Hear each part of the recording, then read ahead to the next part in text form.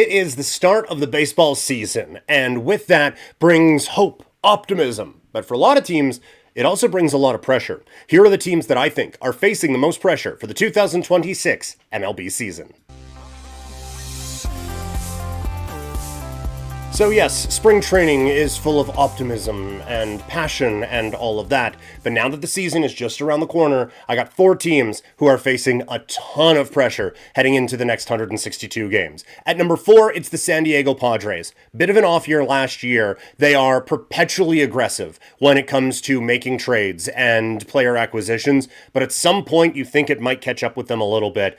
The problem is they've made all these big moves, made all these big splashes, and the Blue Jays now have more World Series appearances in the last, since 1998? 6? 8?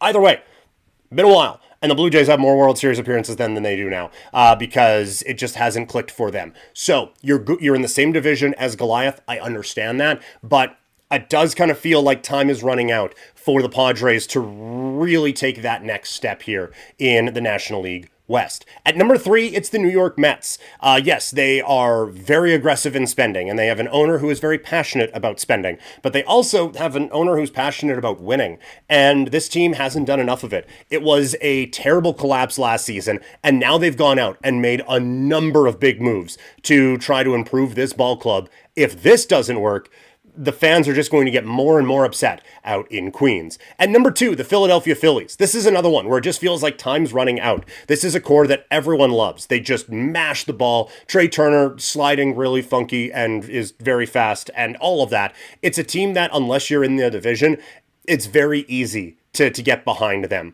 But we haven't really had the chance to get behind them in championship level games. And again, they've just run into a juggernaut that is the LA Dodgers time and time again.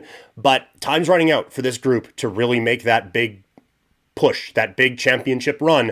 And I don't know how many more cracks at it they're going to get coming up after this season. But at number 1, kind of perpetually, it's the New York Yankees. They have now gone a longer stretch of not winning a championship than they have in a very, very, very long time, if ever, with this franchise. And yes, it is really hard to judge a team just championship or bust, but that is the standard that the Yankees have set for all of our entire lifetimes. And for too often, it has been bust. And I know that there's a lot of fans out in New York who are frustrated that Brian Cashman just has a job forever, and Aaron Boone has a job forever, despite being the only Yankee manager to go this long without getting a World Series championship.